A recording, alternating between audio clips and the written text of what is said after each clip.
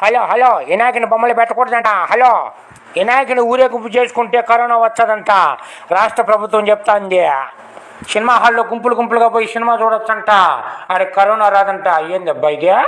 వినాయకుని బొమ్మలు పెడితే మాత్రమే కరోనా వచ్చదంట. ఏందబ్బా చిత్రమా? వైన్ షాపుల్లోకి పోయి గుంపులు గుంపులుగా మందు తెచ్చుకోవచ్చంట, ఆడికి అసలు ఊరివే రాదంట ఈ కరోనా. వినాయకుని పండగ చేసుకుంటే మాత్రమే వచ్చదంట. ఏంది బయట?